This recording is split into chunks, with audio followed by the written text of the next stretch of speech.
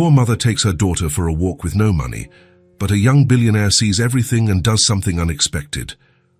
Sunday arrived, as it always did for Nathan Pierce, empty, silent, predictable. He walked through Central Park with his hands in his coat pockets, watching the families scattered across the lawns. Children ran between the trees while their parents chatted on wooden benches. Dogs barked. People laughed. The world turned around him, but Nathan felt completely outside of it. At 35, he had everything money could buy. A penthouse in Manhattan with a view of the river. Cars that cost more than an ordinary family's home. Stocks that grew in value while he slept. But here, among couples holding hands and children playing, Nathan felt like a ghost observing a life that was never his. It was always like this on weekends. During the week, meetings and business kept him busy. But when Sunday came, the silence of his penthouse became deafening. That's why he came to the park, not to connect, but to remind himself that he still existed. Nathan stopped near a sweet cart. The vendor, a middle-aged man with a broad smile, was arranging colorful donuts in the display case. The sweet smell floated in the air, mixing with the scent of dry autumn leaves. It was then that he heard the voice, "Mommy, I wanted a donut." Nathan turned instinctively. The voice was small, delicate, filled with the kind of honesty that only children have. A blonde girl of no more than 5 years old was pointing at the cart, her blue eyes shining with desire. She wore a little pink jacket that had seen better days and sneakers with small holes on the side. Beside her, a young woman held her hand gently. Jenna. Nathan didn't know her name yet, but there was something about her that immediately caught his attention. Blonde hair tied back in a simple ponytail, green eyes that seemed to carry more weight than they should. Her clothes were clean, but clearly not expensive. There was a quiet dignity in the way she stood, as if she were used to facing difficulties with her head held high. "I'm sorry, sweetie." Jenna knelt down to the girl's level, her voice soft but firm. "Mommy doesn't have any money right now." Nathan saw the child's expression change. It wasn't a tantrum or a scene. It was a silent acceptance that hurt something inside him. Chloe just nodded and held her mother's hand tighter, as if she wanted to comfort her too. "It's okay, Mommy," the girl said, her voice small but brave. "We can just look." Nathan felt something stir in his chest, a strange pang, as if someone had touched a wound he didn't even know he had. How many times in his life had he bought things without even thinking about the price? How many donuts could he buy without even noticing it in his budget? And here was a little girl who accepted with such grace something he considered insignificant. Without thinking too much, Nathan approached the cart. "2 donuts, please," he said to the vendor, pointing to the most colorful ones in the display. "One with pink sprinkles and one with chocolate frosting." The vendor smiled and packed the sweets in a small paper bag. Nathan paid and turned towards the mother and daughter, who were watching the scene without understanding. "Excuse me," Nathan said, approaching slowly. He didn't want to scare them. "Sorry to interrupt, but I have an extra donut here." He held out the bag to Chloe, who looked first at her mother, then at him, her eyes wide. "For me?" she asked, incredulous. "Of course. I can't eat 2 by myself." Jenna immediately tensed up. Nathan could see the suspicion in her eyes, the way she instinctively pulled Chloe closer. It was a reaction he recognized, that of someone who had learned to be cautious with strangers, especially those who offered things for free. "You don't have to," Jenna started, but Nathan interrupted her gently. "Please, it would be a favor. I bought 2 without realizing. It was a lie, and everyone there knew it. But sometimes a kind lie was more beautiful than the raw truth." Chloe looked at her mother with those immense eyes, silently asking for permission. Jenna hesitated for a moment that seemed to last an eternity. Nathan could see the internal conflict, pride fighting against the desire to see her daughter happy. Finally, Jenna nodded. "You can thank the gentleman, Chloe." The girl took the bag as if it were a treasure. "Thank you, mister." Her voice was filled with a pure joy that made Nathan genuinely smile for the first time in weeks. "You're welcome, little one." Nathan expected Jenna to say something, but she just murmured a quiet, "Thank you," and started to walk away, holding her daughter's hand. It wasn't coldness, it was protection. Nathan recognized the gesture of someone who couldn't afford to trust easily. He stood still, watching them walk away. Chloe bit into the donut and exclaimed something to her mother, pointing to the colors of the sprinkles. Jenna smiled, the first real smile Nathan saw on her face, and nodded when her daughter offered her a bite.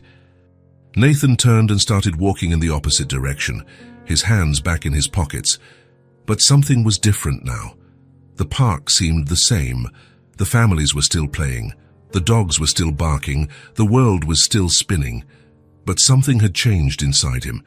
It was a knot in his chest. Not of sadness exactly, but of something he couldn't name. Maybe it was the way Chloe had accepted her mother's no without a fuss, or how Jenna had fought to maintain her dignity even in a difficult situation. Or maybe it was just the fact that, for a moment, he had felt useful in a way that nothing in his billionaire world could provide. Nathan spent the rest of his walk thinking about those blue eyes full of gratitude and those green eyes full of caution. When he got home, his luxurious penthouse seemed even emptier than before.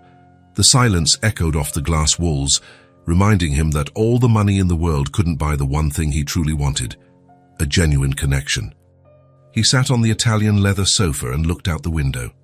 The city stretched out before him, but Nathan couldn't stop thinking about a little girl who had turned a simple donut into the best gift in the world, and about a woman who had taught her daughter that it was possible to be grateful, even when life didn't give you everything you wanted.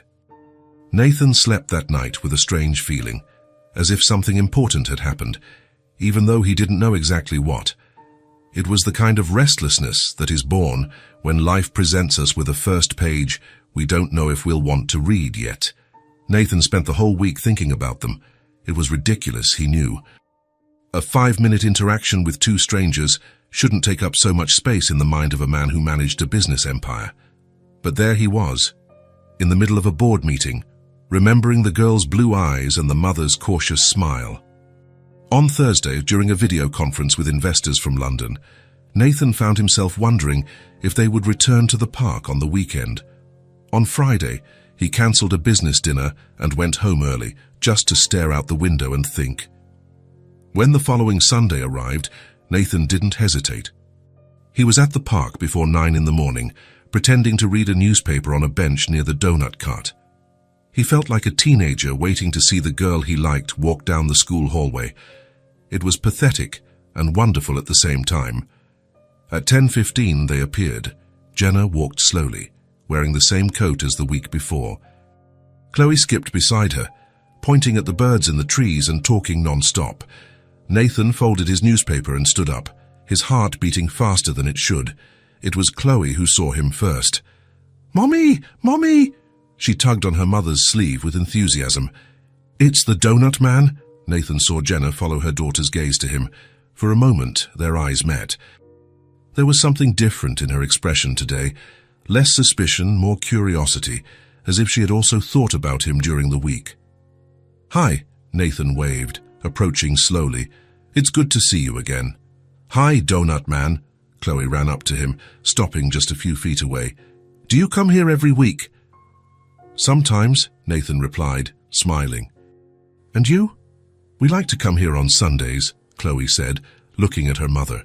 "Mommy says it's good to get out of the house, and there are ducks in the pond." Jenna approached, more relaxed than the week before. "She loves the ducks," she explained, her voice softer. "She spends hours throwing breadcrumbs to them." "Really?" Nathan crouched down to Chloe's level. "I like the ducks too. Which one is your favorite?" "The big one that's always alone," Chloe answered immediately. "Mommy said he must be waiting for a girlfriend." Nathan laughed, a genuine sound that surprised him. It had been weeks since he had laughed like that. Could be. Ducks are romantic. They walked together towards the pond, Chloe skipping ahead.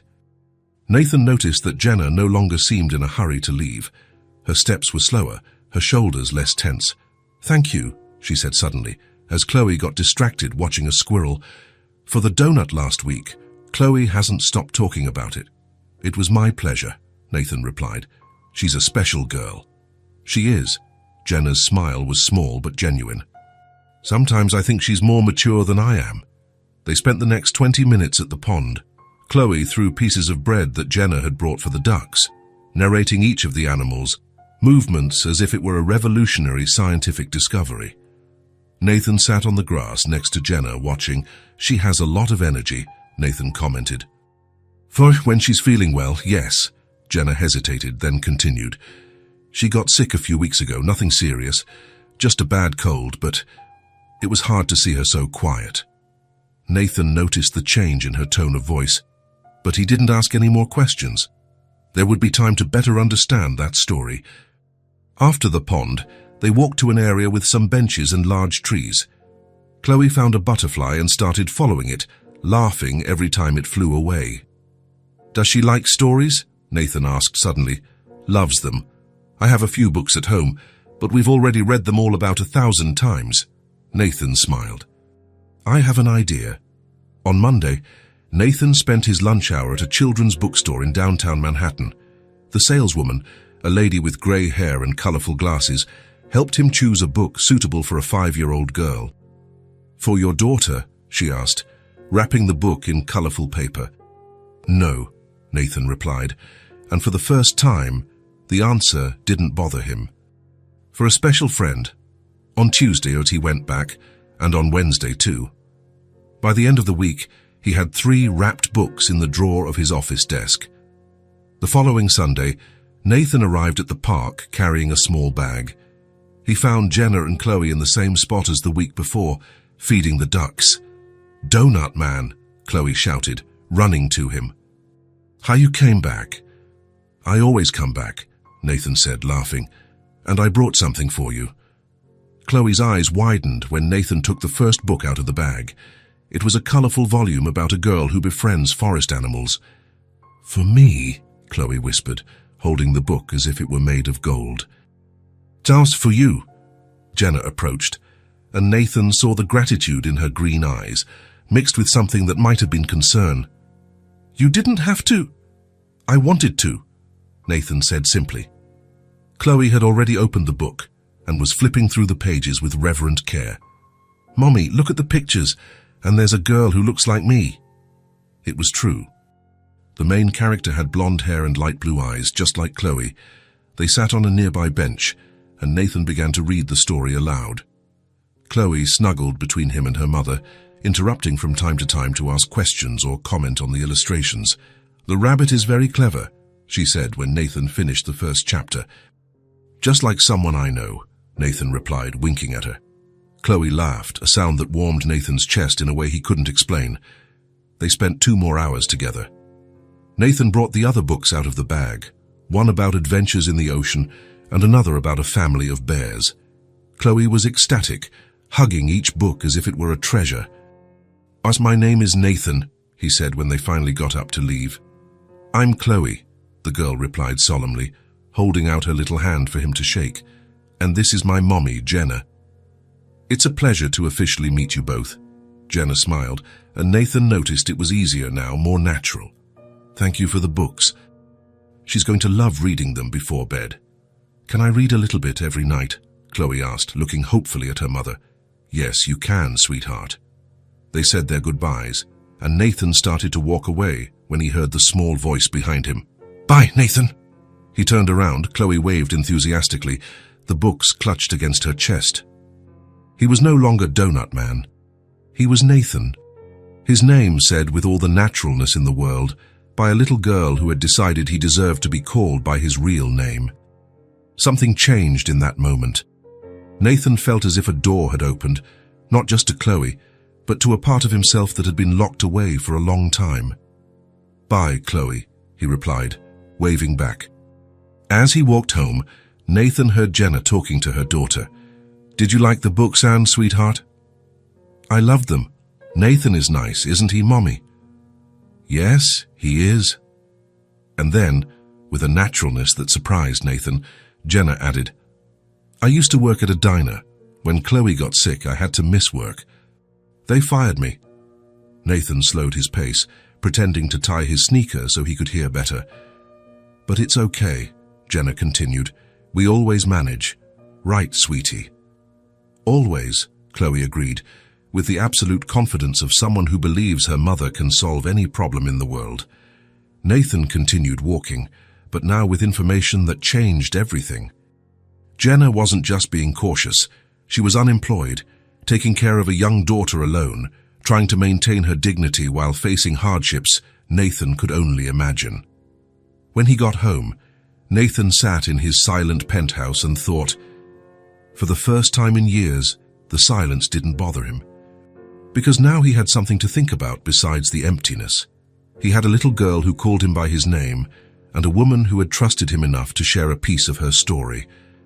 And for the first time, Nathan wondered if maybe he could be part of the solution, instead of just a spectator in other people's lives. Nathan spent all of Monday thinking about what Jenna had said in the park. The words echoed in his mind. I used to work at a diner. When Chloe got sick, I had to miss work. They fired me. He tried to focus on the meetings, the reports, the decisions that moved millions of dollars. But he always went back to the image of Jenna trying to maintain her dignity while explaining why she couldn't buy a donut for her daughter. On Tuesday, Nathan made a decision. He went to the supermarket nearest his company during his lunch hour. He pushed the cart through the aisles with the same determination he used to close important deals. Cereal, milk, fruit, bread, butter. Basic, essential things. Nothing too obvious, nothing that seemed like an exaggeration. Then he went to the bookstore. 3 more children's books, carefully chosen. One about a brave princess, another about farm animals, and a third full of short bedtime stories.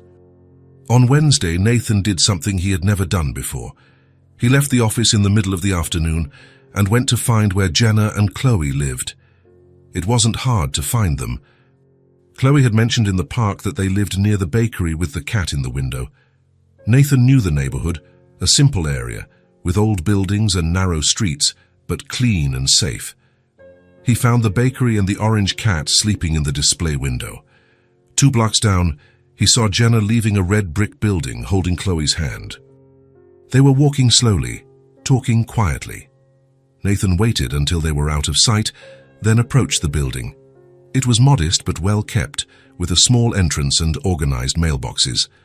Apartment 3B, he discovered from the doorman, who recognized him when Nathan said he was a family friend. On Thursday, Nathan gathered his courage. He knocked on the door of apartment 3B at 4 in the afternoon, carrying 2 paper bags. He heard footsteps on the other side, then Chloe's voice. "Mommy, someone's at the door." The door opened, and Jenna appeared, wearing an apron over a simple t-shirt.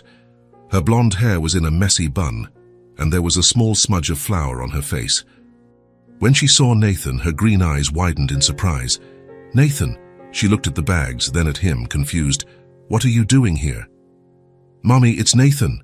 Chloe appeared behind her mother, jumping up to try to see over her shoulder. "Hi, Nathan, did you come to visit us?" "Hi, Chloe." Nathan smiled at the girl, then looked at Jenna. "Sorry to show up unannounced. I brought a few things and—" "How did you find out where we live?" Jenna asked, and Nathan noticed the tension in her voice. The suspicion was back, that maternal protection he had seen before. "Chloe mentioned the bakery with the cat," Nathan explained quickly. "I just wanted to... Look, I brought some things I thought you might like." Jenna looked at the bags, then at Nathan, then at Chloe, who was practically vibrating with curiosity behind her. "What kind of things?" Jenna asked, cautiously. "A few books for Chloe, and..." Nathan hesitated. "Some things for the kitchen. Nothing major." "Mommy, let him in!" Chloe pleaded. "Please." Jenna was silent for a long moment. Nathan could see the conflict in her eyes. Pride fighting against need. Suspicion fighting against the desire to give her daughter a little joy.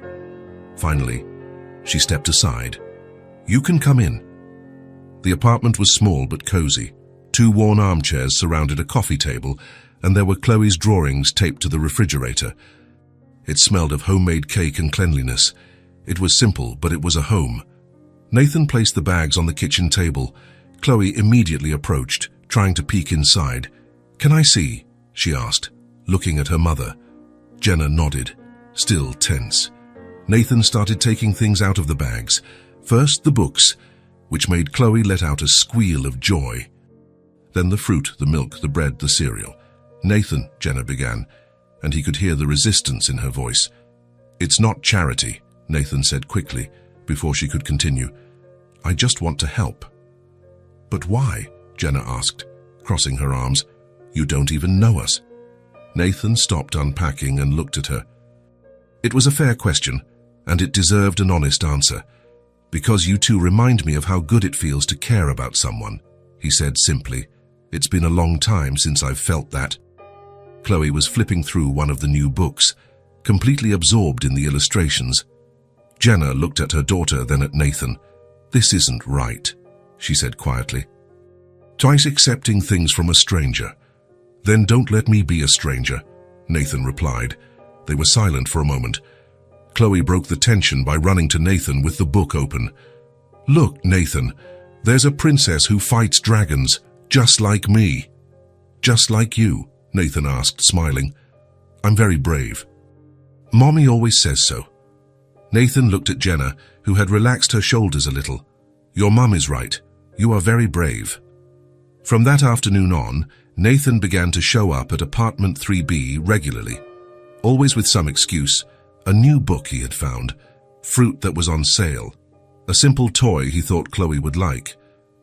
At first, Jenna still hesitated. She checked every gift, thanked him politely but kept her distance.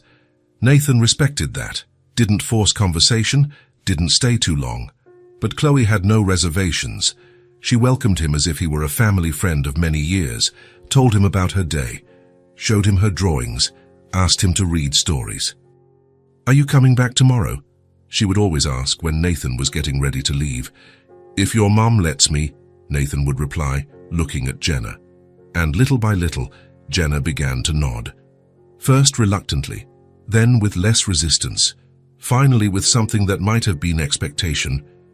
In the third week, Nathan arrived at the apartment and found Chloe with a cold, lying on the sofa with a blanket. "She's better today," Jenna explained, stroking her daughter's hair. "Yesterday, she had a fever." Nathan sat on the floor next to the sofa and began to read a story in a low voice. Chloe snuggled under the blanket, listening with her eyes half closed. When he finished, she was asleep. Nathan got up slowly, careful not to wake her. "Thank you," Jenna whispered. "For what?" "For being patient, for understanding that I needed time." Nathan smiled. "You were protecting your daughter. It's natural." "Sometimes it's hard to know who to trust," Jenna admitted. "I understand." And Nathan really did understand. Because he had also spent his whole life not knowing who to trust, not knowing what a genuine connection was, until he met a little girl who called him by his name, and a mother who was slowly learning that maybe he deserved to be part of their lives. When Nathan left that night, Jenna didn't ask if he would be back. She knew he would. And for the first time, she really hoped he would. Nathan had never adjusted his schedule for anyone. In 15 years of building his business empire, meetings were sacred, commitments were non-negotiable, and time was money. But in the fourth week of visiting apartment 3B, he found himself rearranging video conferences and pushing business dinners to later times.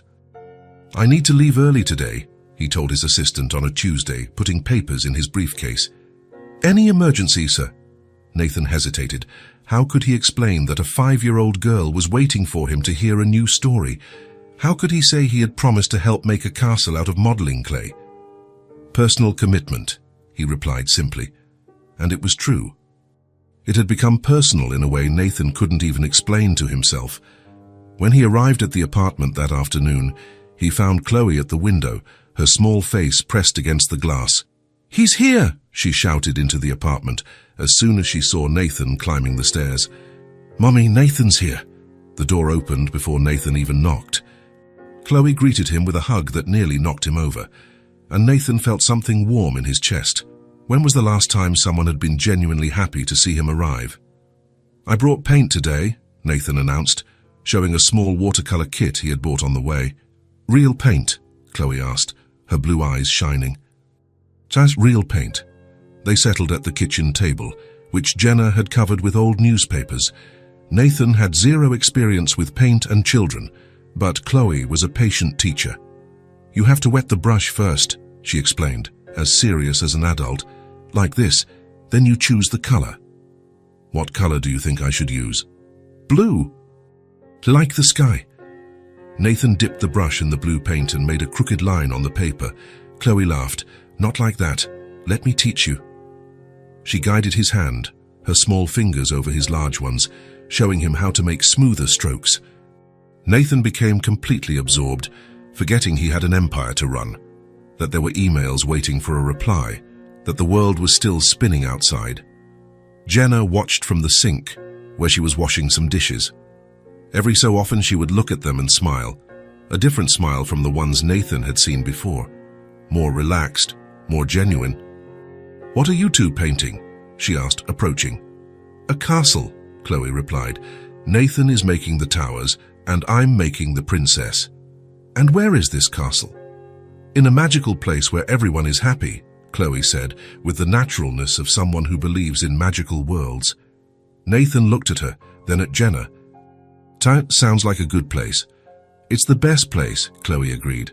That night, when Nathan got up to leave, Chloe asked, "Can you come back tomorrow?"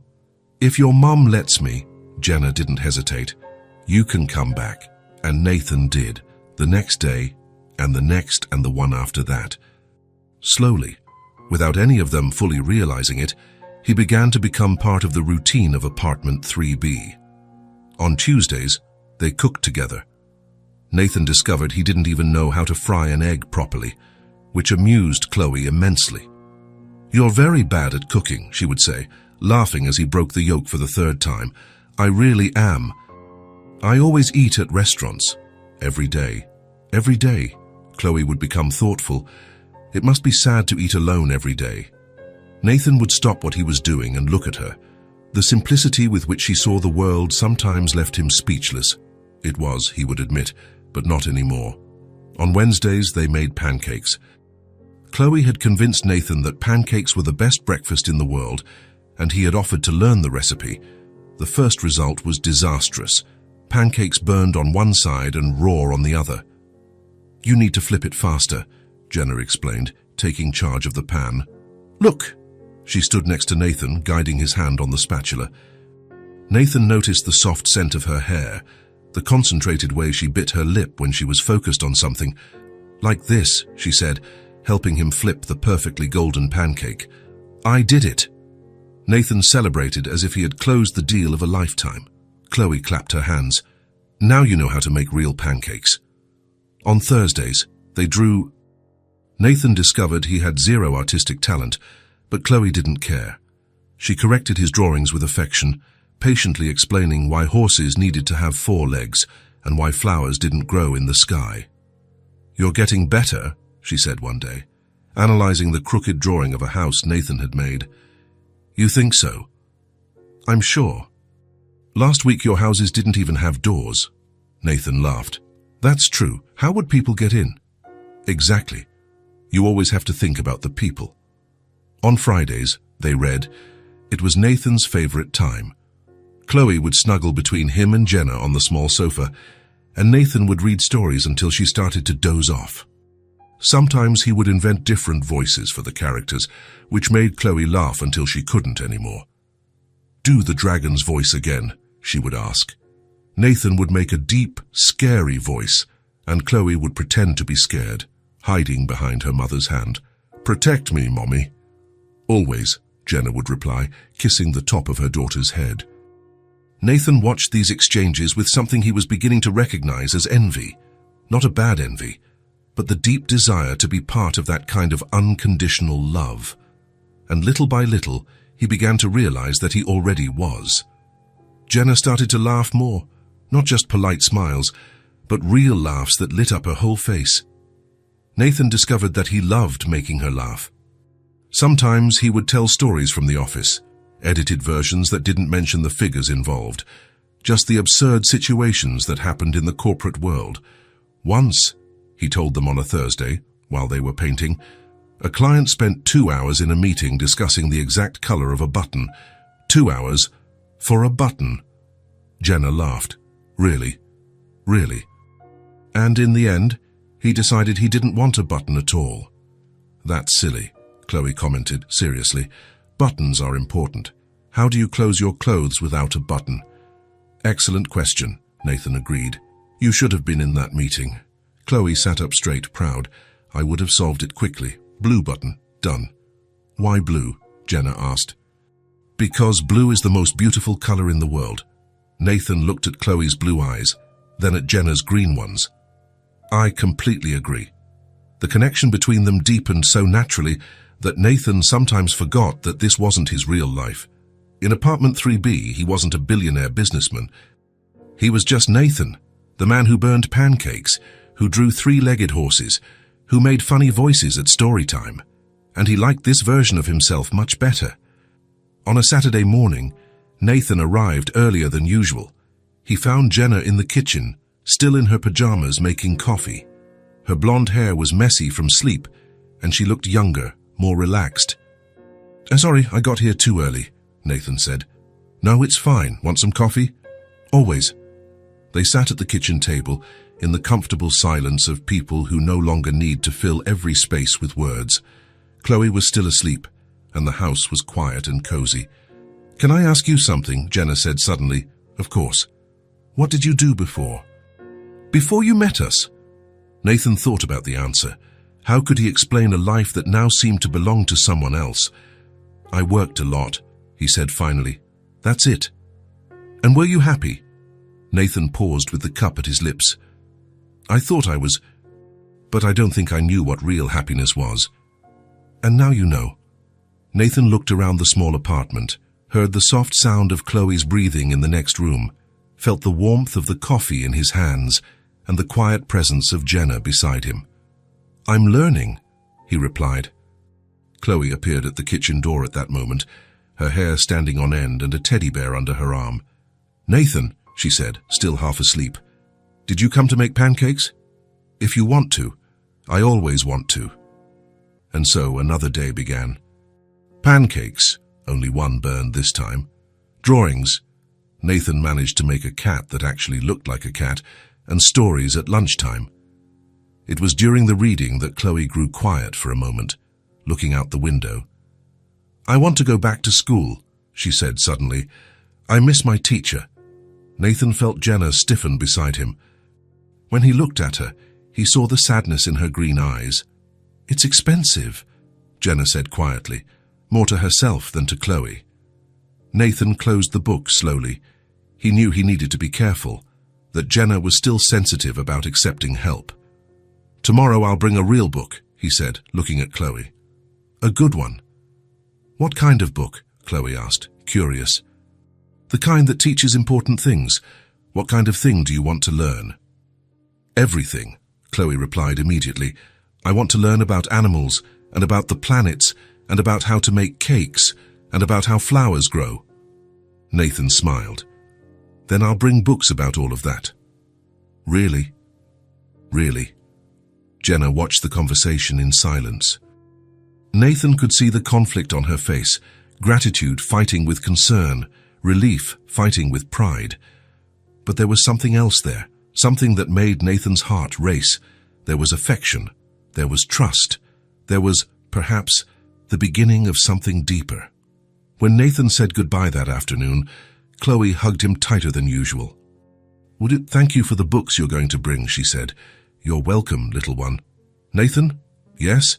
You're my favorite friend. Nathan knelt down to her level. You're my favorite friend too. And Mommy, Nathan looked at Jenna, who was watching the scene with shining eyes. Your mommy is very special too, he said. When he left the apartment that night, Nathan had two certainties. He was going to get the best educational books that existed, and he was completely lost in these two blonde, light-eyed people who had changed his life without even realizing it. And for the first time, being lost felt like exactly the right place to be. Jenna was in line at the supermarket on a Thursday afternoon when her life changed completely. The supermarket was busier than usual, with long lines stretching down the aisles. Jenna held a basket with only the essentials: milk, bread, a few eggs. She had counted and recounted the coins in her wallet 3 times before leaving home, calculating exactly what she could buy with the last $15 she had. The line moved slowly, and Jenna distracted herself by watching the people around her. A mother was trying to calm a crying baby. An elderly man was flipping through discount coupons. Everything was normal, everyday, comforting in its simplicity. It was when her gaze passed over the magazine rack that her breath caught. There, on the cover of Forbes, was the face she had come to know over the past few weeks. The same gentle smile, the same eyes that made Chloe laugh, the same man who had burned pancakes in her kitchen just 2 days before. But the headline of the article made Jenna's world collapse. Nathan Pierce, the discreet billionaire behind an empire. For a moment, Jenna thought she was seeing things. She blinked several times, thinking it was some kind of illusion, that fatigue was playing tricks on her mind, but no, it was him. It was definitely Nathan. With trembling hands, she picked up the magazine. The lady behind her in line grumbled something about the delay, but Jenna didn't even hear her. She was completely absorbed in the words that danced on the page. The most influential businessman of the decade, the first line read. Estimated fortune of $2.3 billion. Pierce built his empire from a small technology company inherited from his father, transforming it into one of the most powerful corporations in the world. Jenna felt nauseous. 2.3 billion. The number was so absurd she couldn't even process it. It was more money than she could imagine in 1,000 lifetimes.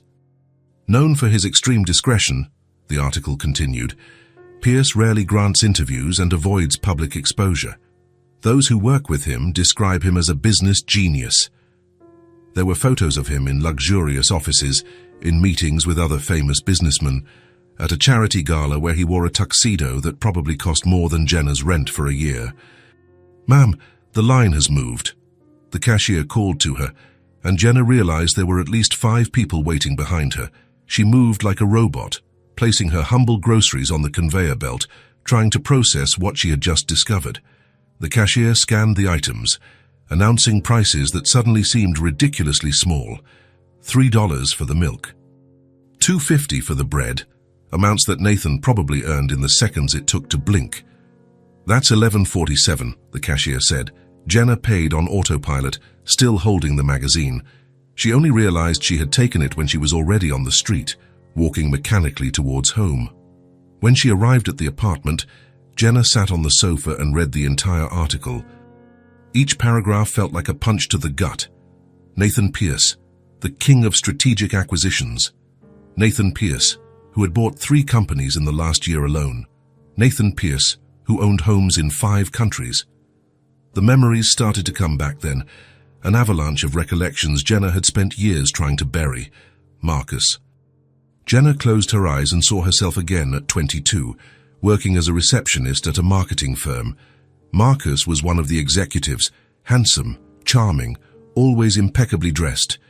He had started showing up at the reception desk more often, always with some excuse, always with that smile that made her heart race. Marcus was different from any man she had ever known. He took her to expensive restaurants, bought her gifts, talked about trips to places she only knew from movies, and most importantly, he seemed genuinely interested in her. "You're so different from the others," he would say. "So real, so authentic." Jenna fell completely in love. For the first time in her life, she felt special, chosen, loved by someone who could have anyone.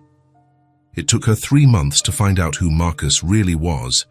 It wasn't a dramatic discovery like today's. It was gradual, through casual comments from colleagues, photos in the company magazine, conversations she overheard. Marcus Thompson, son of the company's owner. Marcus Thompson, heir to a family fortune. Marcus Thompson, who dated secretaries and receptionists as a hobby. When Jenna confronted him, Marcus didn't even deny it. "So what?" he said, as if it were the most natural thing in the world. "Does that change anything between us?" "It changes everything," Jenna had replied. "You lied to me." "I didn't lie. I just didn't tell you everything. Would you have given me a chance if you knew who I was?" "I don't know, but I should have had the choice," Marcus had laughed. "See? That's why I didn't tell you. You people make such a drama out of these things." But the worst was yet to come. 2 weeks later, Jenna discovered she was pregnant. When she told Marcus, he was silent for a long time. Then he said he would take care of everything. Take care of it how? I know a doctor. Discreet. You don't have to worry about a thing. Jenna stared at him, incredulous. Are you talking about an abortion? I'm talking about a practical solution to a problem. It's not a problem. It's a baby. It's a mistake, Marcus corrected, and mistakes should be corrected. Jenna broke up with him that same day. Marcus tried to argue, offered money, promised to take care of everything if she would be reasonable. When he realized she wouldn't change her mind, he disappeared. A month later, Marcus reappeared. He left an envelope at her apartment door, a check for an absurd amount and a note. For you and the baby, so you can have a good life. Jenna tore up the check. She would rather work 2 jobs, rather struggle, rather do anything than accept money from someone who saw her as a problem to be solved. And now it was happening again. Jenna opened her eyes and looked around the small apartment. Nathan's books were scattered on the coffee table. The teddy bear he had given Chloe was on the sofa. On the refrigerator, there were still the fruit-shaped magnets he had brought last week. Evidence of a lie. Crumbs of charity disguised as friendship. "Mommy!" Chloe appeared at the bedroom door, holding one of the books Nathan had brought. "Are you okay? Are you crying?" Jenna touched her own face and realized she was indeed crying. She quickly hid the magazine under a cushion. "I'm fine, sweetie. Just a little tired." "Is Nathan coming today?" "I want to show him the drawing I made for him." The question was like a stab wound.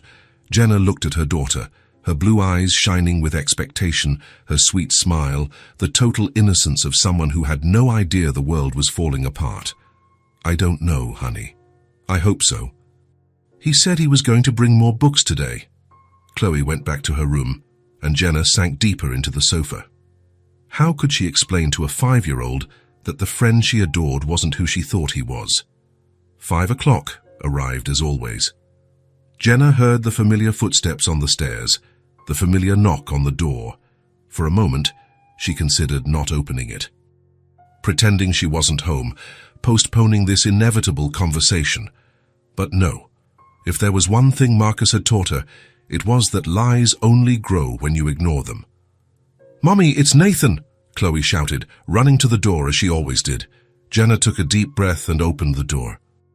Nathan was there with his usual smile, carrying a bag that probably contained more expensive gifts disguised as simple gestures.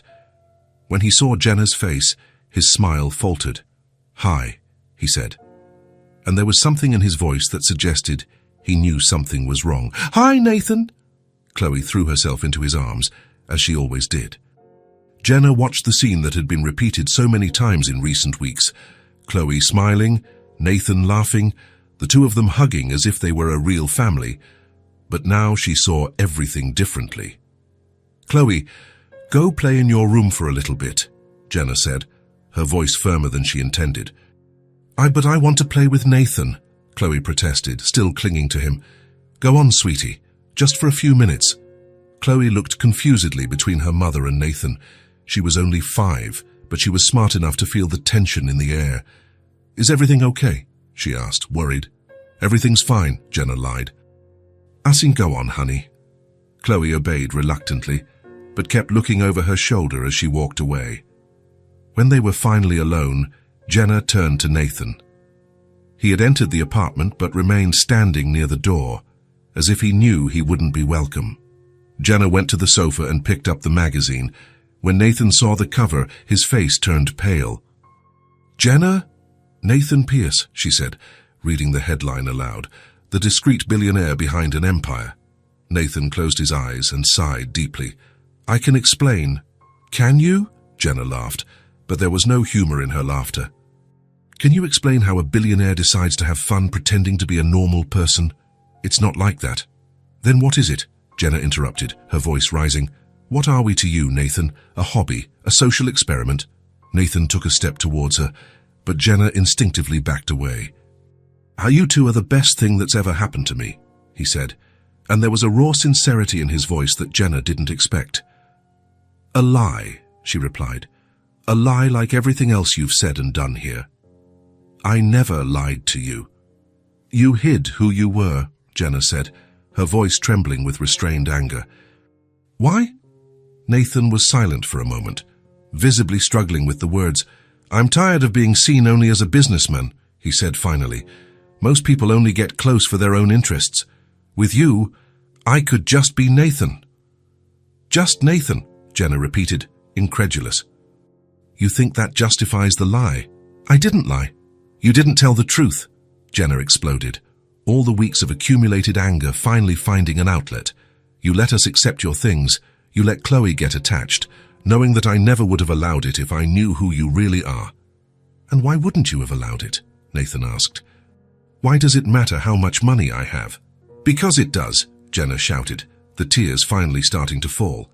Because people like you don't mix with people like me by chance, because there's always a reason. You think that's what you are to me? Nathan asked, and there was genuine pain in his voice.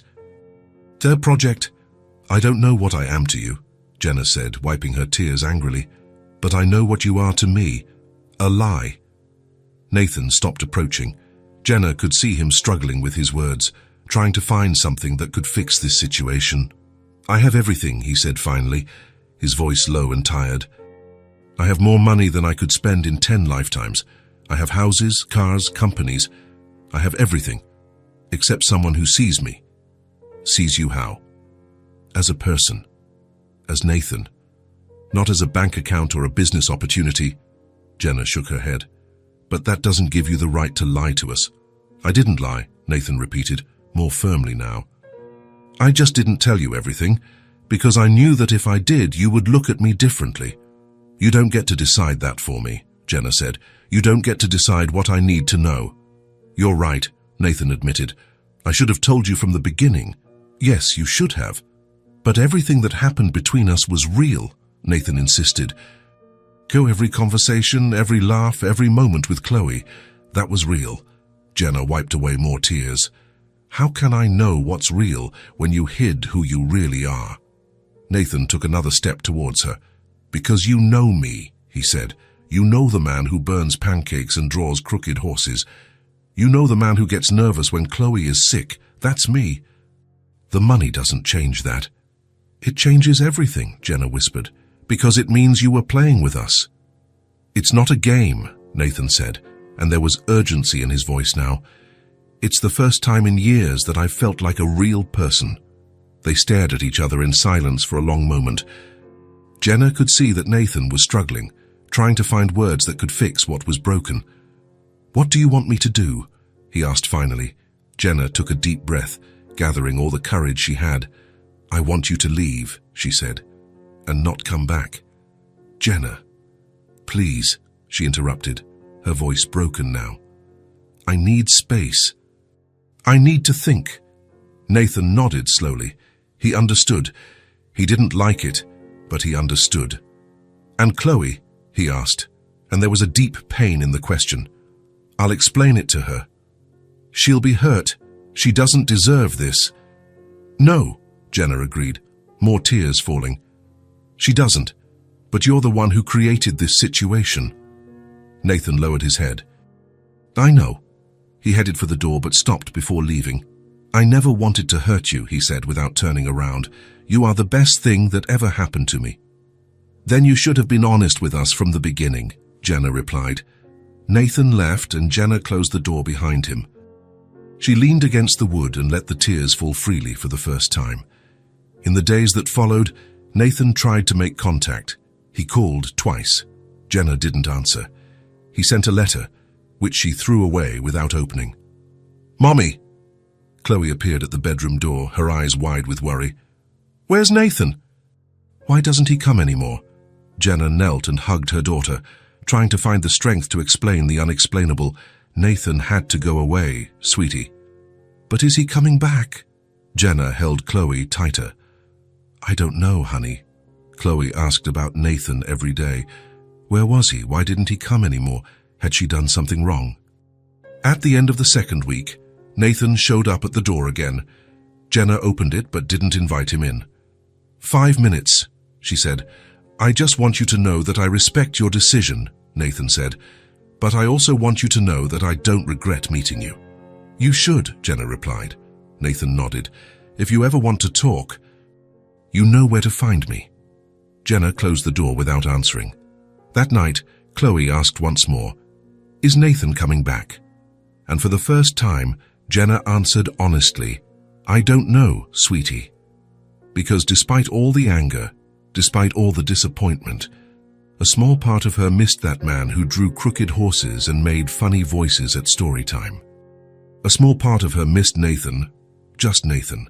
3 weeks passed in silence. Nathan didn't appear at the door of apartment 3B.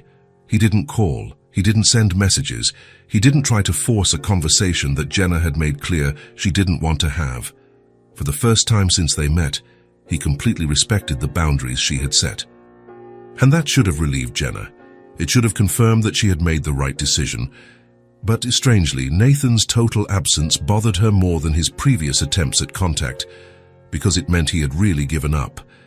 Jenna woke up every morning hoping to find some sign of him. A letter under the door, a phone call, flowers left discreetly on the stairs. Anything to prove that she still mattered to him. But there was nothing, just the silence she had asked for, and that silence was becoming deafening. "Mommy, why are you sad?"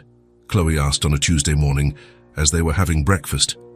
She stirred her cereal in the bowl without much interest. Her blue eyes focused on her mother's face. "I'm not sad, sweetie," Jenna lied, forcing a smile. "Just thoughtful." "Are you thinking about Nathan?" The question hit Jenna as it always did. Direct, innocent, impossible to avoid. Chloe asked this question every day, sometimes several times a day, as if repeating it could bring Nathan back. Sometimes, Jenna admitted. It was useless to lie to a 5-year-old who read her expressions better than any adult. "I think about him too," Chloe said, stirring her cereal with her spoon, "all the time." Jenna felt her heart ache.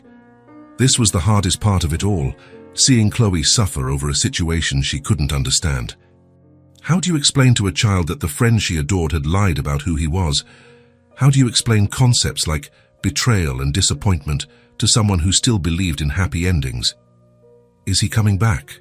Chloe asked for the 1,000th time. "I don't know, honey." "But do you want him to come back?"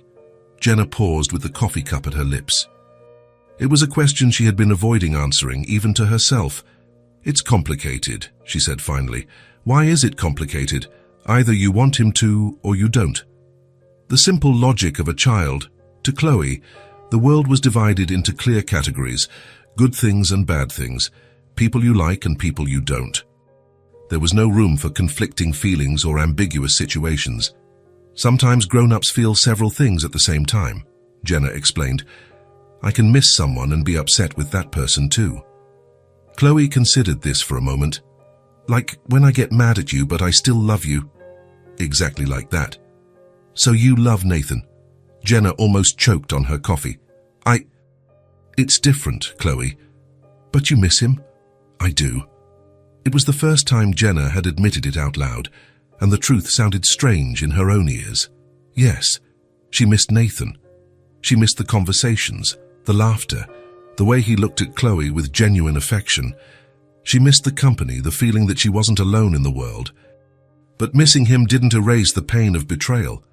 The days continued to pass in a strange routine. Jenna looked for a job, took care of Chloe, organized the house, did all the normal things she had done before Nathan appeared in their lives. But everything seemed harder now, heavier. It wasn't just his absence, and it was the absence of the hope he had brought. During those weeks he was present. Jenna had allowed herself to imagine a different future. A future where she wasn't alone, where Chloe had a father figure, where there was laughter and conversation, and someone to share the weight of responsibilities. Now she was back to reality. Alone again, trying to be everything for Chloe, trying to be strong when all she wanted to do was cry. Chloe was different too, quieter, less energetic.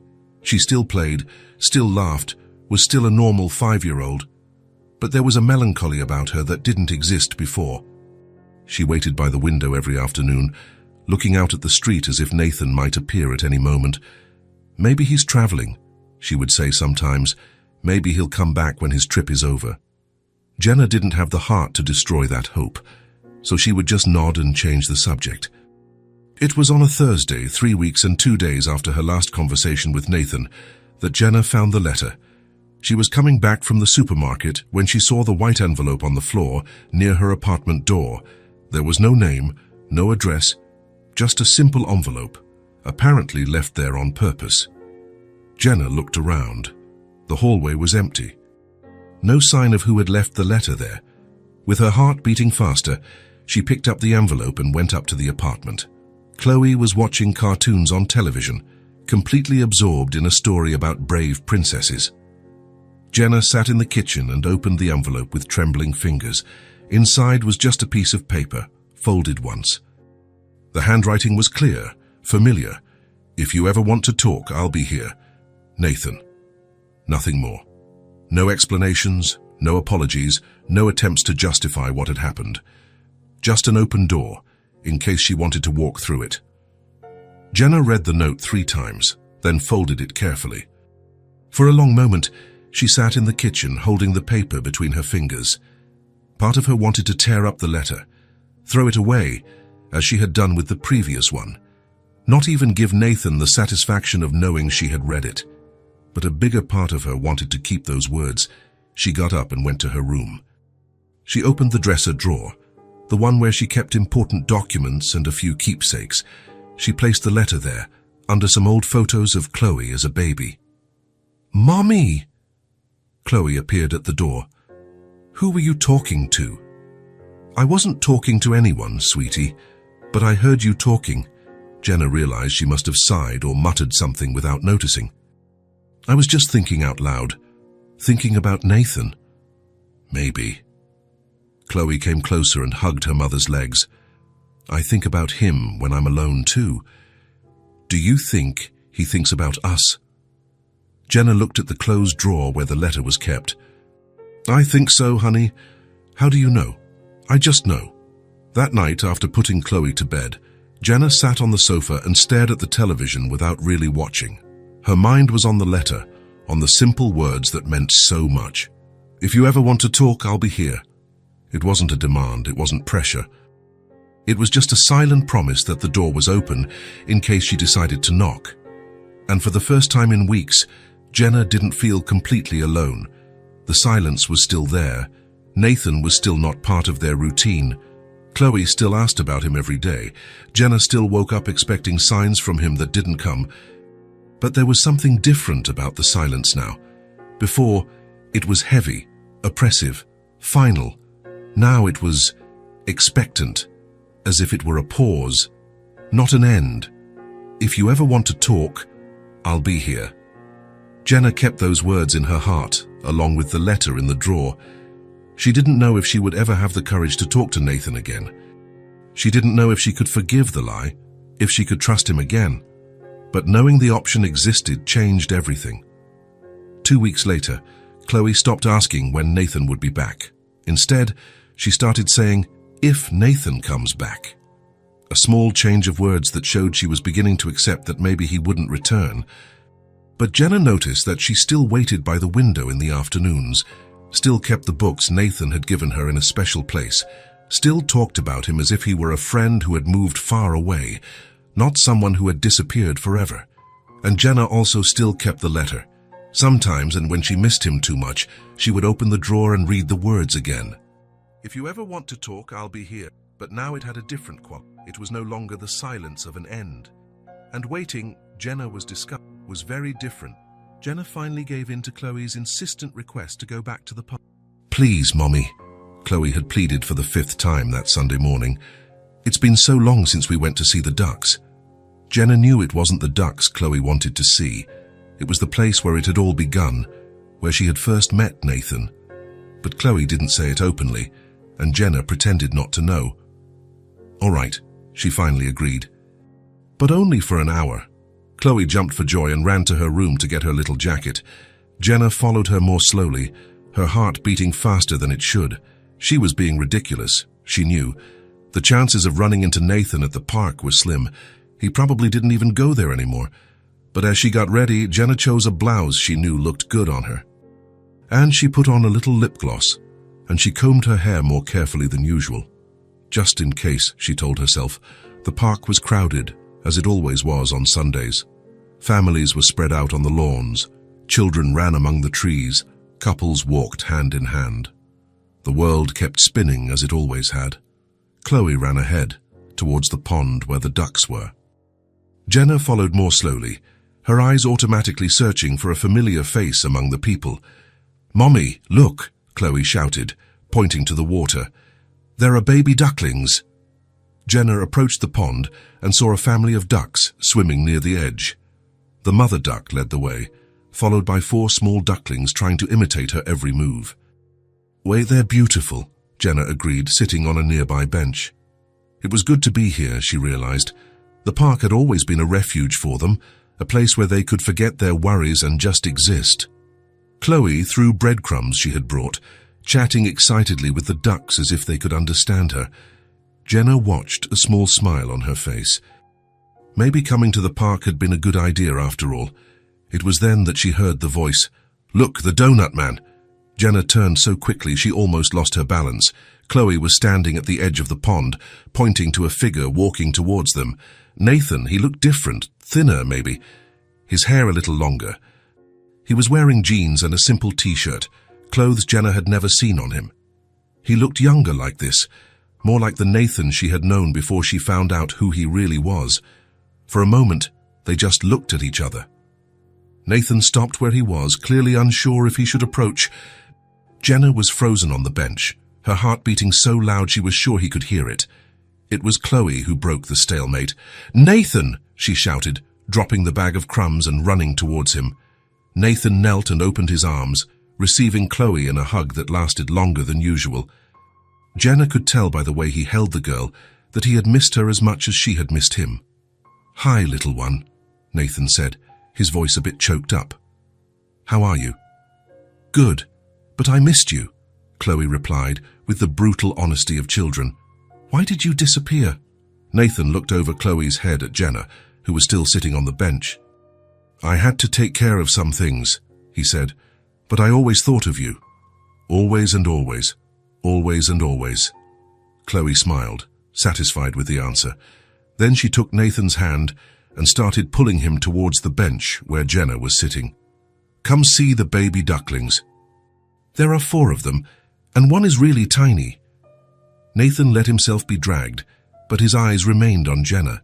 She could see the hesitation in them, the silent question of whether he was welcome. Jenna said nothing, but she also didn't get up to leave. "Look, Mommy," Chloe said when they reached the bench. "Nathan's back." "I see that," Jenna replied quietly. Nathan stood for a moment, clearly unsure if he should sit down. Jenna gave a small nod towards the bench, a silent invitation. He sat down, leaving a space between them. Chloe immediately squeezed in the middle, starting to chatter excitedly about the ducks, the drawings she had made, about everything that had happened in the weeks he had been away. Nathan listened with full attention, asking questions, laughing at the right moments, as if there was nowhere else in the world he would rather be. Jenna watched the interaction, feeling her heart warm and ache at the same time. It was impossible to deny that Chloe was happier in Nathan's presence. It was impossible to deny that she also felt more complete when he was there. But it was also impossible to forget the pain of the last few weeks. After a few minutes, Chloe got distracted by a butterfly that landed near the pond and ran after it, leaving Jenna and Nathan alone on the bench. The silence stretched between them, heavy with unsaid things. "I got your letter," Jenna said finally. "So I was hoping you had. Was it the only one you sent?" "Yes, I thought if you wanted to talk, you would find me." Jenna nodded. It was typical of him, she realized, to give space, to respect boundaries, not to press. Maybe that's why it hurt so much, because deep down he was a good person, which made the lie even harder to process. "I missed you both so much," Nathan said suddenly, his voice thick with emotion. "More than I ever thought I could miss anyone." Jenna looked at him. There was a vulnerability in his eyes she had never seen before, a raw honesty that made her heart race. "Me too," she admitted, restrained but sincere. "But I'm afraid to trust. Afraid you'll lie." "So afraid of getting hurt again?" Nathan turned completely towards her on the bench. "Jenna, I can't go through this again," she continued, the words coming out in a rush. "I can't let Chloe go through this again. She was devastated when you disappeared. I know, and I hate myself for causing that." "Then why did you do it?" Nathan took a deep breath. Because I'm a coward. Because I was afraid that if you knew who I really was, you would reject me before you even got to know me. And now I know that hiding the truth is worse than being rejected for it." Jenna studied his face, searching for signs of falsehood, for empty words. But all she saw was sincerity. Slowly, Nathan reached out and touched her hand. "I will never hide anything from you again," he said, holding her fingers gently. "With you, I want to be whole and true." Jenna looked at their hands, intertwined on the bench. She should pull her hand away. She should get up and leave. She should protect herself and Chloe from more disappointment. But she did none of that. Instead, she stayed there, feeling the warmth of Nathan's hand on hers, feeling something inside her begin to heal. She didn't answer his words. She didn't say she forgave him. She didn't say she wanted to try again. But she also didn't let go of his hand. She didn't move away. She didn't back down. "Mommy, Nathan!" Chloe ran back to them. Her cheeks flushed from the run. "Thus the butterfly landed on my finger. It was magical." She threw herself into Nathan's lap, who hugged her with his free arm, still holding Jenna's hand with the other. For a moment, they stayed like that, the three of them on the bench, Chloe talking excitedly about magical butterflies, Nathan listening with a smile on his face, Jenna watching the scene with her heart torn between hope and fear. She still didn't know if she could trust him again, still didn't know if she could open her heart to someone who had lied to her before. But for the first time in weeks, she wanted to find out. And that, Jenna thought, looking at their intertwined hands, might be the beginning of something. Not necessarily a happy ending, but at least a new chance. A new beginning.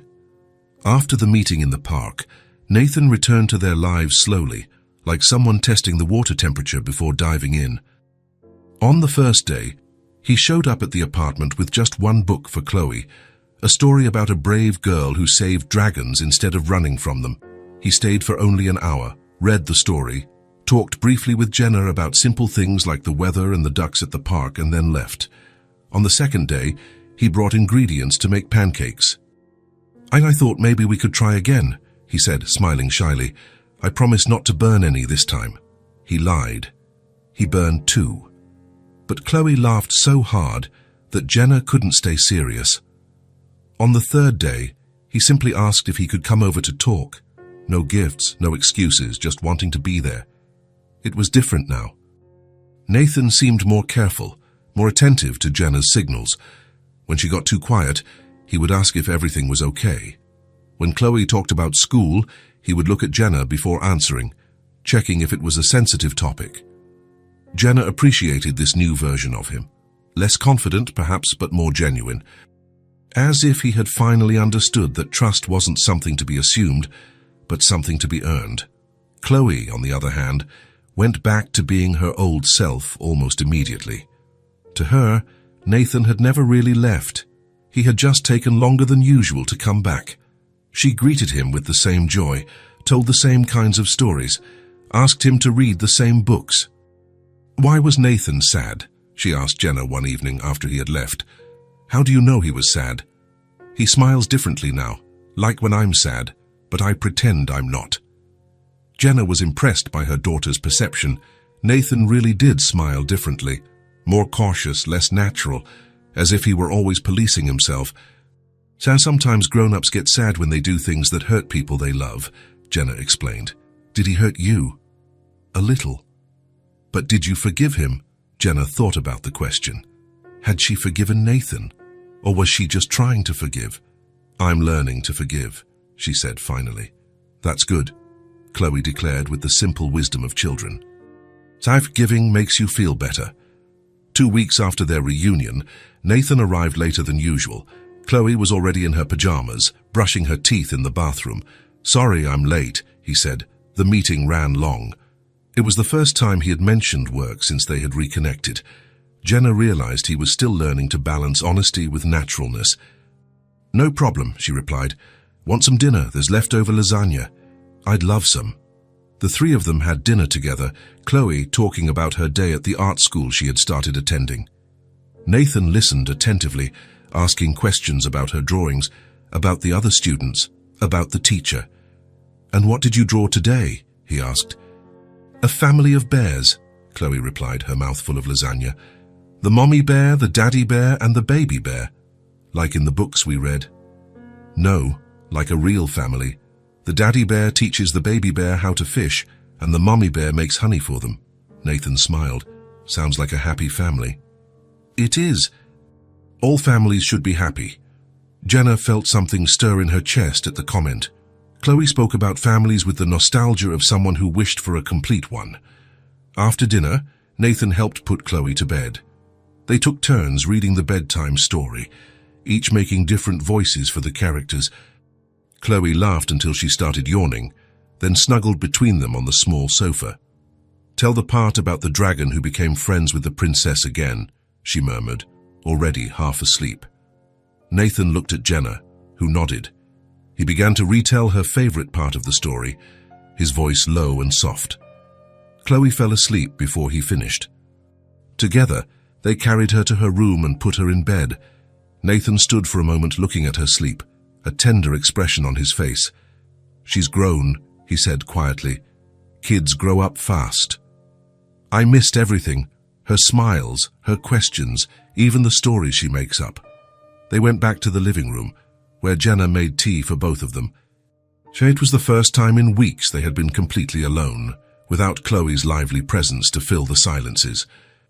"Jenna," Nathan said after a few minutes of comfortable silence, "can I say something?" "Of course."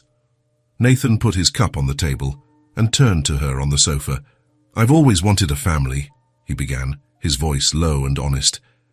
"Since I was a kid, I dreamed of having a house full of laughter, conversations at the dinner table, someone to take care of and who would take care of me." Jenna listened in silence, feeling the weight of his words. "I never had that," Nathan continued. "My parents died when I was young. I never married, never had children. I always thought it was too late, that I had missed my chance." He paused, taking a deep breath. "With you two, I already feel like part of a family. With you two, I feel like I've finally found where I belong." Jenna felt her eyes start to burn. There was so much sincerity in his voice and so much vulnerability. "If you'll let me," Nathan said, taking her hand gently, "I want to be more than a friend to both of you." Jenna looked at him, really looked. She saw the hope in his eyes, saw the fear too. She saw a man who had made a mistake, who had learned from it, and who was asking for a second chance. "Nathan, you don't have to answer now," he said quickly. "I just wanted you to know how I feel." Jenna smiled, feeling tears start to stream down her face. They weren't tears of sadness, but of something she couldn't quite name. Relief, maybe hope. "We can try," she said softly. Slowly. The smile that spread across Nathan's face was unlike any she had seen before. It was pure, unreserved, full of a joy he didn't try to hide. "Slowly," he repeated, gently kissing the back of her hand. The following Saturday, Nathan showed up with something different. Instead of the usual bag of books or ingredients, he was carrying a large box wrapped in colorful paper. "What's that?" Chloe asked, her eyes shining with curiosity. "A present," Nathan replied, "but it's too big to open in here. Let's go outside." They went down to the common area of the building, where there was a small courtyard. Nathan placed the box on the ground and helped Chloe remove the paper. When the contents were revealed, Chloe let out a cry of joy. A bicycle! It was a small bicycle, perfect for a 5-year-old. Pink with white details, with a basket on the front and training wheels on the sides. "Is it mine?" Chloe asked, incredulous. "Yours," Nathan confirmed. "I thought you might want to learn how to ride." Chloe threw herself into his arms, hugging him with all the strength her small legs allowed. "Thank you, thank you, thank you." Jenna watched the scene with a tight feeling in her heart. It was an expensive gift, she knew, but she also knew that Nathan wasn't trying to buy Chloe's affection. He was genuinely happy to see her joy. Did you know how to ride a bike when you were little? Chloe asked Nathan. I learned when I was 6. My dad taught me. Can you teach me? It would be an honor. The first attempts were disastrous. Even with the training wheels, Chloe was too nervous to keep her balance. She gripped the handlebars so tightly that her knuckles turned white. Relax, Nathan said, running alongside her while holding the bike. Trust me.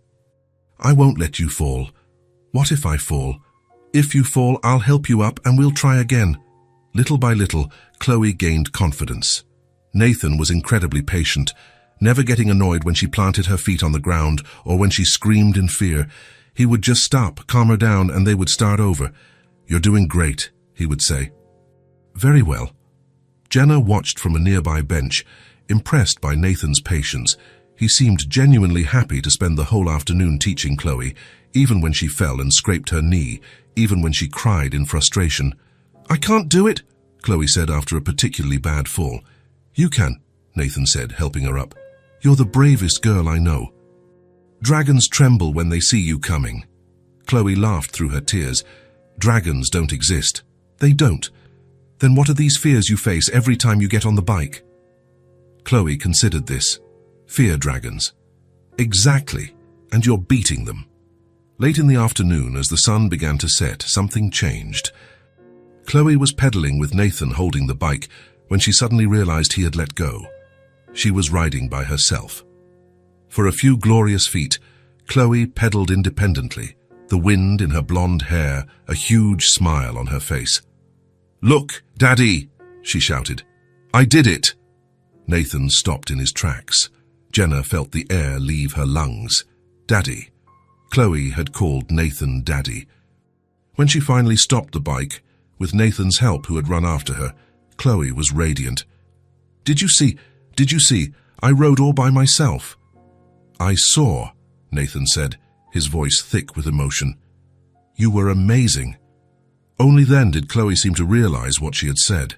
She looked at Nathan, then at Jenna, suddenly insecure. Sorry, she murmured. I didn't mean to. You don't need to apologize, Nathan said, kneeling to her level. It was the most beautiful thing anyone has ever said to me. Jenna watched the scene with shining eyes, her heart so full it hurt.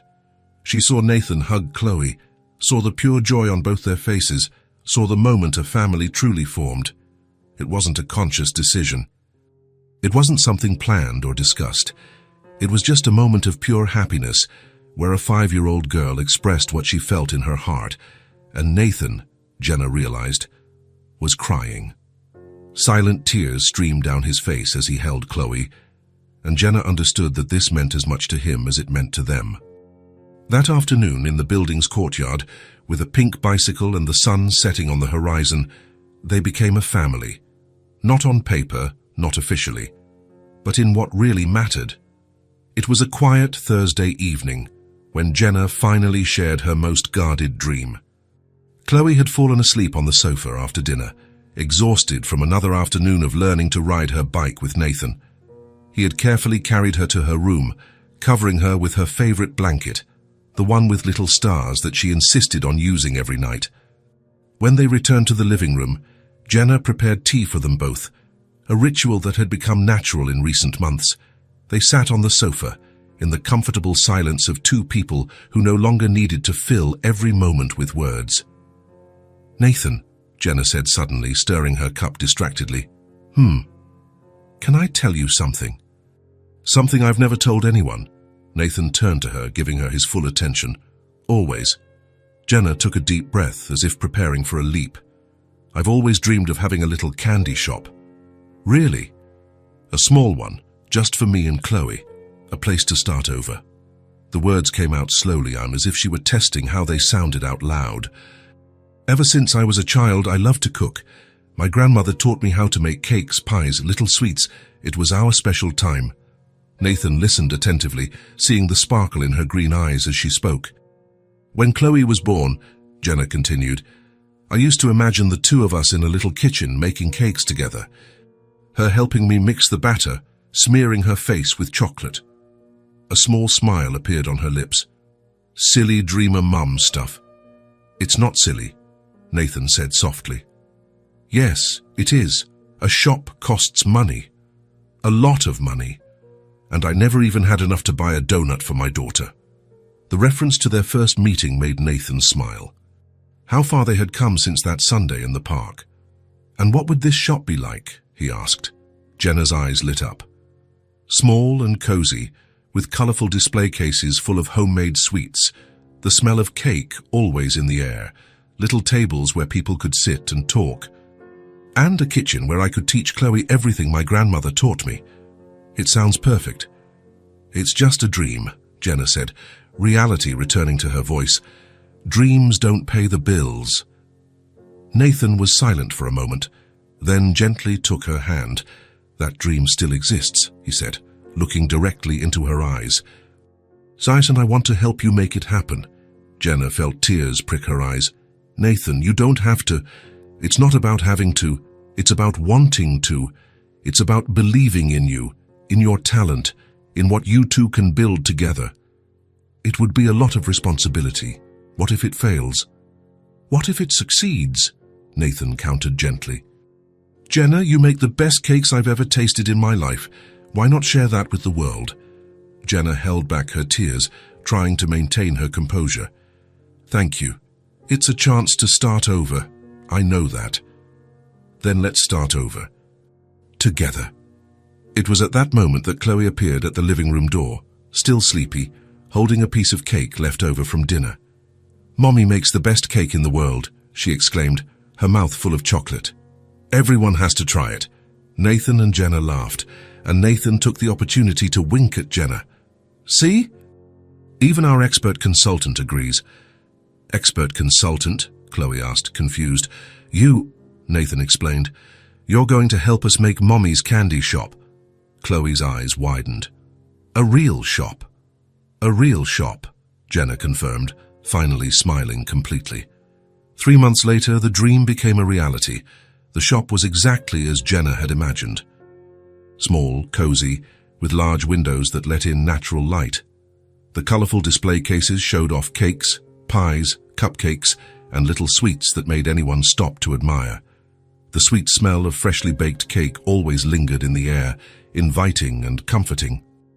On a Saturday afternoon, Jenna was behind the counter arranging a tray of chocolate truffles when a little girl came in with her mother. The girl, with brown hair and curious eyes, was fascinated by the display of colorful donuts. Mommy, can I have one? She asked, pointing to a donut with pink sprinkles. The mother hesitated, clearly calculating the money in her wallet. It was a scene Jenna knew all too well. It was then that Chloe, who was sitting on a stool behind the counter drawing, got up and took the donut the girl had chosen. You can have it, Chloe said, holding out the donut with a huge smile. It's on the house. Thank you, the girl said, biting into the donut immediately. It's delicious. My mommy made it, Chloe said proudly. She makes the best sweets in the world. Nathan, who was wiping the counter with a cloth, approached, smiling. Looks like we have a new tradition here. Jenna arranged the tray of truffles, watching the interaction with a full heart. A tradition. The first donut of the day is always on the house, Nathan suggested, for someone who needs a little sweetness in their life. The little girl and her mother left the shop smiling, and Jenna looked around the space they had created together. Chloe had returned to her drawings, her legs swinging on the stool. Nathan was finishing wiping the counter, whistling a soft tune. It was exactly as she had dreamed, even better. Nathan, she called softly. Yes? Thank you, for believing in my dream, for helping us build this. Nathan stopped cleaning and looked at her. Thank you for letting me be a part of it. Chloe looked up from her drawing. What are you guys doing? Being grateful, Jenna answered. For having each other, Nathan said, running a hand through Chloe's blonde hair. For having this shop, for having a family. I'm grateful too, Chloe said. Because now I can give donuts to sad kids, just like Nathan did for me. Jenna and Nathan looked at each other over Chloe's head, both understanding that they had created something much bigger than a simple candy shop. As the sun began to set, they closed the shop together. Chloe put away her drawings while Jenna cleaned the last tray, and Nathan organized the chairs. Before leaving, Jenna looked one last time at the space that was now theirs. The shop's name, Sweet Dreams, shone softly in the display window. Family, truth, a new beginning. It had all started with a simple donut on a sunny Sunday, and now there they were, a real family, building dreams together, proving that the sweetest endings begin with the simplest gestures. If this story touched your heart, subscribe to the channel and turn on notifications so you don't miss the next ones. Leave a like because it helps this story get recommended to more people. See you in the next story.